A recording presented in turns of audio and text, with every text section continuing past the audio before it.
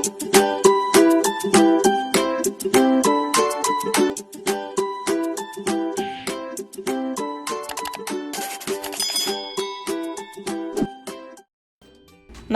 araw! Kamusta na kayo? Ngayon ay tuturuan ko kayo ng bagong aralin sa Mother Tongue, ikatlong baitang. Ang pag-aaralan natin ay naipapaliwanag ang kahulugan o impormasyon sa pictograph batay sa pananda. Sa araling ito, ikaw ay inaasahan na ipaliliwanag ang kahulugan o impormasyon sa pictograph batay sa pananda. Bago tayo magsimula sa ating aralin, tayo muna ay magbalik-aral. Panuto, isulat ang bahagi ng pahayagan na inilalarawan sa bawat pangungusap. Number 1. Ito ay nagpapahayag ng artikulo tungkol sa isang tao, lugar o bagay na nais mong ilathala. Number 2. Bahagi ng pahayagan na naglalaman ng impormasyon tungkol sa anunsyo. Number 3. Dito nababasa ang pangunahing kuro-kuro ng patnugot.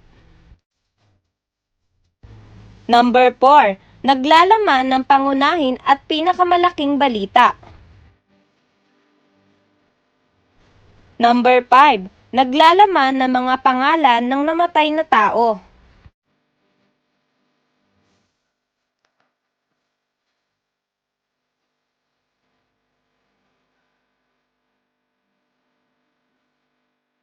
Halina tayo mag-aral. Ano nga ba ang ibig sabihin ng pictograph?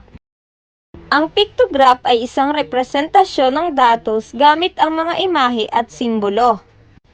Ang paggamit ng pictograph ay isang mabisang paraan upang maipakita ang maraming data sa maiksing oras. Ito rin ay isang paraan upang maintindihan ang konseptong nais mong maiparating. Basahin at unawain ang sitwasyon. Isang umaga, nagtatanong ang gurong si Binibining Reyes sa mga mag-aaral kung paano sila pumunta sa paaralan. Pagkatapos, ginawa niya ang pictograph na ito ayon sa sagot ng mga mag-aaral.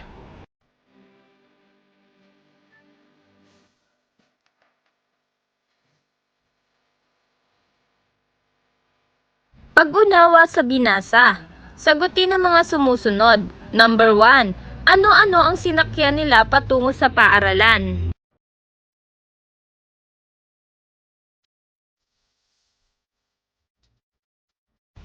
Number 2. Alin ang may pinakamaraming bata?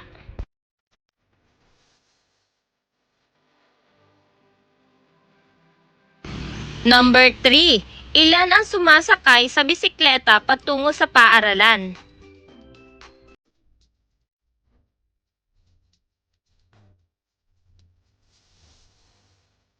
Number 4.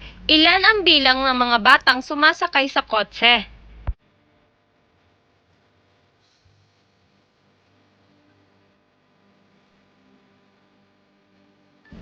Number 5.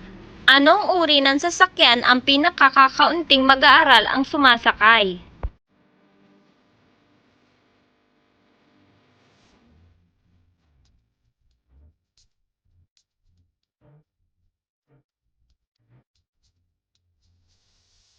Pag-aralan ang pictograph, sagutin at isulat ang mga sagot. Meron tayong pamagat ng awit, anak, pananagutan, kapaligiran, may bukas pa, bato sa buhangin.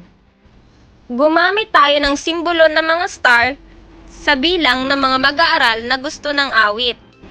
Bawat isang star ay sumisimbolo sa dalawang mag-aaral. Pag-unawa sa pictograph, anong awit ang mas alam awitin ng mga bata?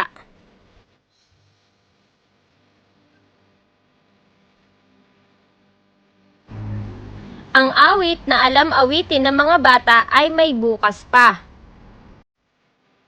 Ilan ang labis na boto ng awiting pananagutan kaysa anak?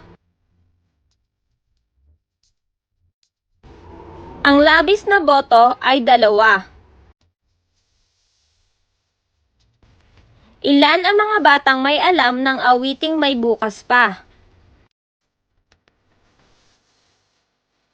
Ang bilang ng mga batang may alam ng awiting may bukas pa ay 14. Upang lubos na maunawaan ng ating pinag-aralan, sagutin ang mga sumusunod. Isulat sa papel ang inyong sagot.